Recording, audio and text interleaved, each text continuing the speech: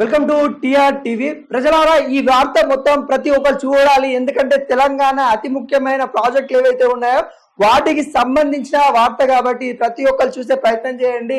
ఇంకోటి ఏంటంటే బీఆర్ఎస్ హయాంలో ఏ విధంగా జరిగింది, మరి కాంగ్రెస్ హయాంలో ఏం జరుగుతుంది, ప్రతిపక్షంలో ఉన్నప్పుడు నేతలు ఏం చేశారు, అధికారంలో ఉన్నప్పుడు నేతలు ఏం చేస్తున్నారు అనే విషయాలు ప్రాజెక్టుల పరంగా ఒకసారి అయితే చూసే ప్రయత్నం చేద్దాము. నాడు మౌనం నేడు ఆగ్రహం, మెగాపై బీఆర్ఎస్ 2 నాళాల ధోరణి, కన్నెపై పంపు ముగించినప్పుడు సైలెంట్, సుంకిశాల ఘటనలో మాత్రం సీరియస్ కామెంట్, సంస్థలు బ్లాక్ లిస్ట్ లో పెట్టాలంటూ డిమాండ్, పనిచేసిన అధికారులపై నాడు కితాబు, నేడు ఆఫీసర్లు తప్పుపడుతూ గులాబీ లీడరు, బీఆర్ఎస్ నేతల తీర్పుపై సర్వత్ర విమర్శలు, అధికారంలో ఉన్నప్పుడు ఒకలా ప్రతిపక్షంలో ఉన్నప్పుడు మరోలా, ఆశ్చర్యపోతున్న సొంత పార్టీ నేతలు, అధికార విషయంలో బ్లాక్ లిస్ట్ పెట్టాలన్నట్టుగా తెలుస్తా ఉంది. అంటే ఏమైందంటే ఇక్కడ మెగా కంపెనీ ఏదైతే ఉందో, మెగా ఇంజనీరింగ్ అది కంపెనీ ఏదైతే ఉందో, మెగా కృష్ణ ఆయనకు సంబంధించిన కంపెనీ ఏదైతే ఉందో ఆ కంపెనీకి సంబంధించి ఈ రోజు బీఆర్ఎస్ సంబంధించిన నాయకులు ఏం చేస్తారు, ఆ కంపెనీని బ్లాక్ లిస్ట్ లో పెట్టాలని చెప్తా ఉన్నారు. బ్లాక్ లిస్ట్ లో పెట్టాలని చెప్తా ఉన్నప్పుడు మీరు అధికారం ఉన్నప్పుడు మీరేం చేసిర్రు? ఆ సంస్థకే కదా మీరు అన్ని ఇచ్చింది, ఆ సంస్థనే ముందు పెట్టుకొని నడిపించారు. ఈ రోజు ప్రాజెక్టులు కూలుతుంటనా లేకుంటే ప్రాజెక్టులు ఏపిస్తుంటనా? ఆ రోజేమో సైలెంట్ ఉన్న వ్యక్తులు ఈ రోజు ఆగ్రహం చెందుతా ఉన్నారు. మెగా కంపెనీ అనేది, మెగా ఇంజనీరింగ్ కంపెనీ అనేది తెలంగాణకి చాలా అంటే చాలా అన్యాయం చేసిన కంపెనీలలో ఇది ఒక కంపెనీ. నిజంగా వాస్తవానికి మేము కూడా ఒప్పుకుంటాం. అది బీఆర్ఎస్ హయాంలో కూడా చాలా మొత్తుకున్నారు. మేధో వర్గం చెందిన వాళ్ళు కొంతమంది మొత్తుకున్నారు. ఆ కంపెనీ అసలు అవసరం లేదు, ఆ కంపెనీ చాలా అసలు భయంకరంగా ఉంటుంది, ఆ కంపెనీ కూడా మనం బ్లాక్ లిస్ట్ లో పెట్టుకోవాల్సిన కంపెనీలో ఆ కంపెనీ అని కూడా అందరు చెప్పారు. అంటే మీరు అధికారంలో ఉన్నప్పుడు మీకు ఆ కంపెనీ గురించి తెలియలేదా? లేకుంటే ఆ కంపెనీ గురించి మీరేం తెలుసుకున్నారో? అసలు తెలుసుకొని ఆ కంపెనీకి ఎందుకు ఇచ్చారు? ఒకసారి పూర్తిగా ఏముందనేది ఒకసారి విషయం తెలుసుకుందాం.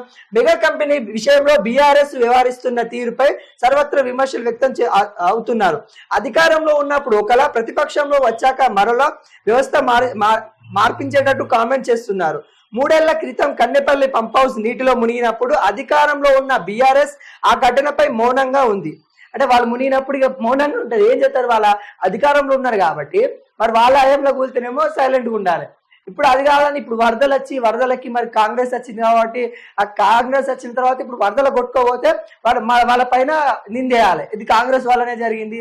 ఆ కాంగ్రెస్ గతంలో మీరే చెప్పిర్రు, ఏదైతే ఆ ప్రాజెక్టులు ఉన్నాయో సుంకిశాల ప్రాజెక్ట్ అనే ప్రాజెక్టు కూడా మా హయాంలో దాదాపుగా 80% పూర్తయిందని మీరే చెప్పిర్రు.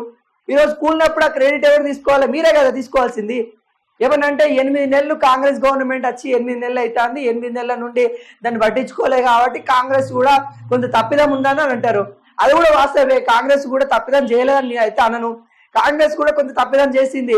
నిజంగా 8 నెలలు అవుతా ఉంది. ఎక్కడ ఏ ప్రాజెక్ట్ ఉన్నాయి, ఏ ప్రాజెక్ట్ ఏమనంటే మేడిగడ్డ అని పట్టుకొని దాని చుట్టూ రాజకీయం మొత్తం తిప్పించుకొని ఇటు పార్లమెంట్ ఎలక్షన్స్ కావచ్చు, ఎమ్మెల్యే ఎలక్షన్స్ కావచ్చు, ఏ ఎలక్షన్స్ అయినా మేడిగడ్డను చూపించి ఓట్లు వేయించుకున్నారు కాంగ్రెస్. అది వాస్తవం.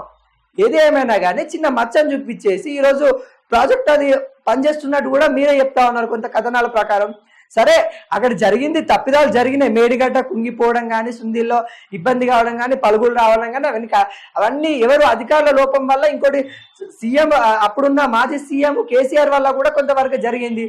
కేసీఆర్ తనే ఇంజనీరింగ్ అయ్యి తనే అన్ని తానే అక్కడ అన్న అధికారులకు కూడా ఒత్తిడి పెట్టినట్టు కూడా మొన్న ఒక కమిటీలో ప్రతి ఒక్క ఐఏఎస్ అధికారులు చెప్పడం అయితే జరుగుతూ ఉంది. అదే విధంగా ఈ రోజున కూడా నువ్వు 8 నెలలు అవుతా ఉంది కాంగ్రెస్ గవర్నమెంట్ వచ్చేసి, ఎక్కడ ఏ ప్రాజెక్టు ఎలా ఉందనేది కూడా నువ్వు ఒక కమిటీ కానీ లేకుంటే దాని మీద సమాచారం తీసుకోలేకపోయారు. ఈ రోజు సుంకిశాల ఏదైతే ప్రాజెక్టు ఉందో ఆ ప్రాజెక్టు ఇక ఎంత ఘోరం తెలుసు, ఆ ప్రాజెక్టు మొత్తం కొట్టుకుపోయింది మొన్న వచ్చిన వరదలకి. చిన్న వరదలకి ఆ విధంగా ఉంటే ఇంకా పెద్ద వరదలు వస్తే ఏ విధంగా ఉంటది? వాటిని మీరు అసలు ప్రజల కోసం కడుతున్నారా, మీ యొక్క కమిషన్ల కోసం కడుతున్నారా? ఏం అర్థం కావట్లేదు. నిజంగా ప్రతి వాళ్ళు కూడా ఏ గవర్నమెంట్ వచ్చినా కానీ ఇక్కడ రైతుల పేరు చెప్పుకొని, ప్రాజెక్టుల పేరు పెట్టుకొని, రైతు బంధు అని, రైతు రుణమాఫీ అని ఏదైనా కానీ కమిషన్ల కోసం చూస్తా ఉన్నారు. కానీ నిజంగా రైతుకి ఎంతవరకు మేలు చేస్తా ఉన్నారు? అదేమన్నా కనబడతా ఉందా? నిజంగా మేలు చేస్తున్నా కనీసం 1% అన్న ఎక్కడైనా కనబడతా ఉందా? ఏడలేదు. రైతుల పేరు చెప్పుకోవడం, పైసలు దండుకోవడం అదే జరుగుతూ ఉంది. ఈ ప్రాజెక్టుల విషయం కూడా అదే జరుగుతూ ఉంది. ఏం జరిగిందో ఒకసారి మళ్ళీ చదివే ప్రయత్నం చేద్దాం. ప్రస్తుతం శుంకిశాల ఘటన విషయంలో మాత్రం కాంట్రాక్ట్ కంపెనీ తీరును తప్పుపడుతుంది. దానిని బ్లాక్ లిస్ట్ లో పెట్టాలని స్వయంగా ఆ party working president KTR comment చేయడం రాజకీయ వర్గాల్లో చర్చ జరుగుతుంది. నాడు ఆ కంపెనీలో ప్రశంసలు కురిపిస్తూ నేతలు నేడు అదే సంస్థపై విమర్శలు చేయడం ఆశ్చర్యంగా కనిపిస్తా ఉంది. సొంత పార్టీ నేతలే సొంత వాళ్ళ పార్టీలలో గుసగుసలు లేబెడతా ఉన్నాయంట. మనమే మాట్లాడుతాం కదా కంపెనీ గురించి, తోప్ కంపెనీ అన్నాం, మనమే తురుంకన్ కంపెనీ అని అన్నాం, ప్రతి ప్రాజెక్ట్ మస్తుగా ఆడుతుందని అన్నాం. మెగా కృష్ణారెడ్డి ప్రాజెక్ట్ వాళ్ళ కంపెనీ ఏదైతే ఉందో మెగా కంపెనీ చాలా దారుణం. మేడిగడ్డ ప్రాజెక్టు అని వాళ్ళ చేతుల్లో నడిపించారు కదా బీఆర్ఎస్ హయాంలో.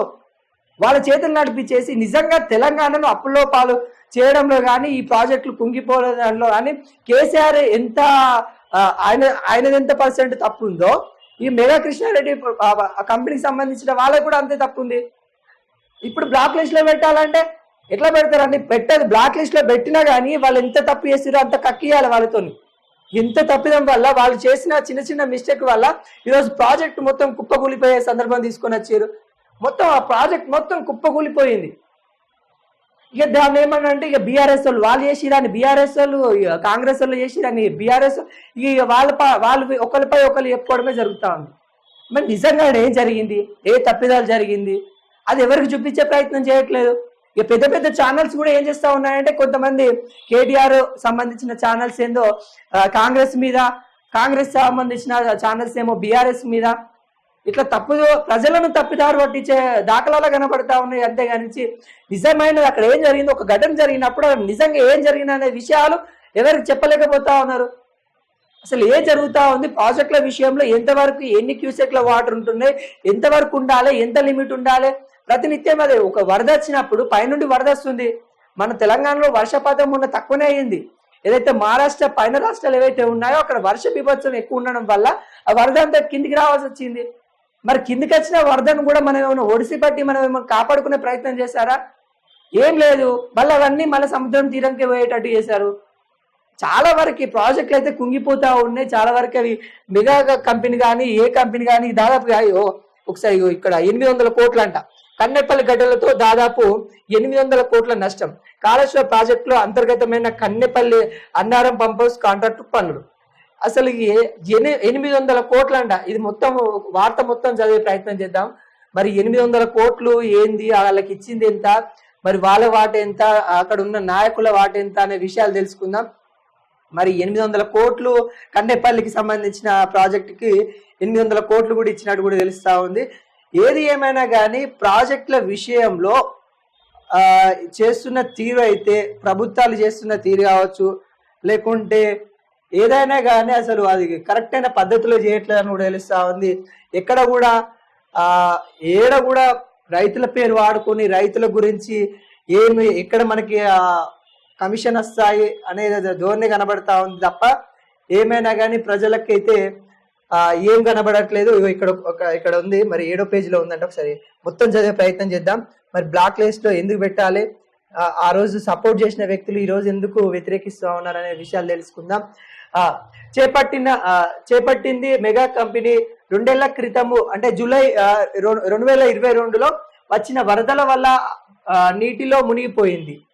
సెంట్రల్ వాటర్ కమిషన్ నిర్ణయించిన స్థాయికి వరద రాకుండా 2 పంప్ హౌజులు నీటిలో మునిగిపోవడానికి ప్రధాన కారణం డిజైన్ లోపం అని విమర్శలు వచ్చాయి.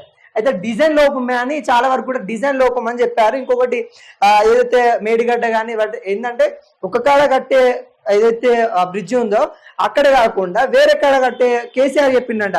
అక్కడ అద్దు వేరే కాడ కట్టాలని కూడా కేసీఆర్ నిర్ణయించడం వల్ల మరి కేసీఆర్ వల్ల వీళ్ళు ఏదైతే మెగా కృష్ణారెడ్డి కంపెనీ వాళ్ళు అయితే ఉందో వాళ్ళుగా సర్దుకొని సరే ఎక్కడైతే అన్నట్టు కూడా వాళ్ళగా కట్టడం అయితే జరిగింది. దాదాపుగా 800 కోట్ల రూపాయల రోజైతే నష్టపోవడం జరిగింది. మరి అది డిజైన్ కారణం వల్లనే అయితే తెలుస్తా ఉంది. మరి అక్కడ ఎటువంటి డిజైన్ ఉందో ఒకసారి చదివే ప్రయత్నం చేద్దాము. 2 పంప్ హౌసులు నీటిలో మునిగిపోవడానికి ప్రధాన కారణం డిజైన్ లోపం అని విమర్శలు వచ్చాయి. అందులో బాహుబలి మోటార్లు సైతం పనికిరాకుండా పోవడంతో పాటు వాటిని చుట్టూ నిర్మించుకున్న రక్షణ గోడలు సైతం కూలిపోయిందని, దీనివల్ల రాష్ట్ర ఖజానాకి దాదాపుగా 800 కోట్ల నష్టం జరిగిందని టాక్. ఇంత జరిగిన నాడు అధికారంలో ఉన్న బీఆర్ఎస్ పాలకులు మెగా కంపెనీపై ఎలాంటి కామెంట్ చేయలేదు. పైగా వాటిని పరిశీలించేందుకు వెళ్లిన విపక్ష లీడర్ల సైతం పోలీసులు అరెస్ట్ చేసిన దాఖలాలు కనిపించిన అన్నట్టు కూడా ప్రధానంగా కథనాల ప్రకారం తెలుస్తా ఉంది. ప్రస్తుతం అదే సంస్థకి నిర్మించే సుంకిశాల విషయంలో కూడా మాత్రం హంగామా చేస్తున్నట్టు సర్కార్పై నిందలు వేస్తున్నట్టు కూడా తెలుస్తా ఉంది. నాడు సపోర్ట్ చేశారు, నేడు సపోర్ట్ చేయట్లేదని కూడా మొత్తం దాని గురించే ఉంది. ఏం లేదబ్బా, వాళ్ళ అధికారంలో ఉన్నప్పుడు వాళ్ళు అధికారంలో ఉన్నప్పుడు కుంగిపోయినా కూలిపోయినా 800 కోట్ల నష్టం వచ్చినా ఏదొచ్చినా కానీ నోరు మెరపరు. ఎందుకంటే అధికారం వాళ్ళే ఉన్నారు కాబట్టి వాళ్ళ తప్పులు ఏమైనా బయటకు వస్తాయి కానీ నోరు మెరపరు. అదే ఒకసారి అధికారం పోయిన తర్వాత అక్కడ ఏం జరిగినా కానీ, సుంకిశీల ప్రాజెక్ట్ కానీ, లేకుంటే మేడిగడ్డ కానీ, ఇంకేదా కానీ అదేంది నిజంగా ఆ కంపెనీ వాళ్ళని చేసిరని ఈరోజు కంపెనీ మీదనే బురద చల్లే ప్రయత్నం చేస్తూ ఉన్నారు. ఏది ఏమైనా కానీ ప్రజలారా మనం ఒకటి గమనించాలి. ఇక్కడ మేడిగడ్డకు సంబంధించిన కానీ, శుంకుశీలకు సంబంధించిన కానీ, కన్నెపల్లి ప్రాజెక్టుకు సంబంధించిన కానీ ఒక తప్పిదాలు అయితే ఖచ్చితంగా బీఆర్ఎస్ సంబంధించిన నాయకుల తప్పిదం కొంత ఉంటే, మెగా కృష్ణారెడ్డికి సంబంధించిన ఈ ప్రాజెక్ట్ ఏదైతే ఉందో, మెగా కంపెనీ ఏదైతే ఉందో అది కూడా ఆ కంపెనీ కూడా అంతే ఉంది. అంత లోపం వల్లనే నాసి రకమైన అక్కడ ఉన్న మెటీరియల్ కానీ, లేకుంటే వాళ్ళు వాడే ఐరన్ కానీ ఏదైనా కానీ కొంత రాసి రకం వాటి కూడా కాంట్రాక్ట్లు ఎవరు బీఆర్ఎస్ కు సంబంధించిన కొంతమంది, వాళ్ళ పేర్లు చెప్పదలుచుకోలే కానీ బీఆర్ఎస్ కు సంబంధించిన బడా నాయకులు, బడా తలకాయలు ఏవైతే ఉంటాయో వాళ్ళ యొక్క బినామీలే అక్కడ మెటీరియల్ అందించిరంట. అవైతే మెటీరియల్ ఆ సిమెంటు, రాడు, కంకర అయితే ఉంటాయి కదా, వాళ్ళే పంపించిరంట. అడ్డికి పౌసర్ లెక్క పంపించేసారు.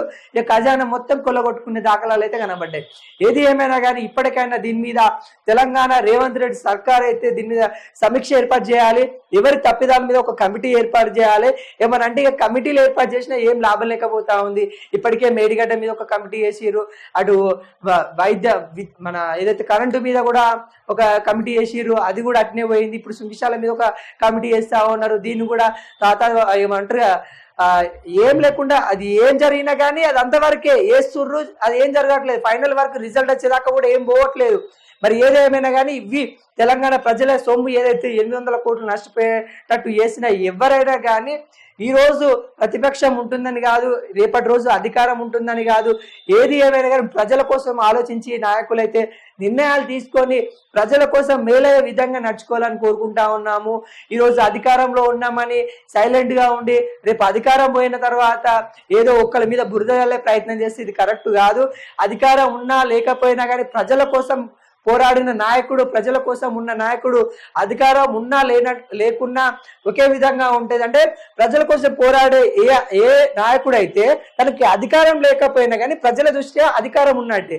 ఏదైతే ప్రజల కోసం పోరాడకుండా సైలెంట్ గా ఉండి నిమ్మకు నీరెత్తినట్టు ఉండి ఏదైతే ప్రజల గురించి ఆలోచించకుండా నాయకుడు ఎవరైతే ఉంటారో తనకి ఎంత పెద్ద పదవి ఉన్నా కానీ ప్రజల దృష్ట్యా ఒక పదవి లేని కంటే వేస్ట్ అయినట్టే. ఏదేమైనా కానీ ప్రజల దృష్ట్యా మనం పనిచేయడానికి వచ్చినాం కాబట్టి వాళ్ళ గురించి ఆలోచించి ఈ ప్రాజెక్టుల గురించి కూడా ఒక కమిటీ ఏర్పాటు చేసి మొత్తము ఎంత నష్టపోయింది ఆ మెగా కృష్ణ నిజంగా బ్లాక్ లిస్ట్ లో పెట్టుకోవాలి. ఆ బ్లాక్ లిస్ట్ లో పెట్టేసిన తర్వాత ఇంకా మంచి ప్రాజెక్టులు ఏవైతే ఉంటాయో అవి వేరే కాంట్రాక్ట్ వాళ్ళకి ఇస్తే, వేరే కంపెనీ వాళ్ళకి ఇస్తే బాగుంటది. మళ్ళీ వీళ్ళకి ఇచ్చి మళ్ళీ మోసపోవడం కంటే వేరే వాళ్ళకి ఇస్తే బాగుంటది.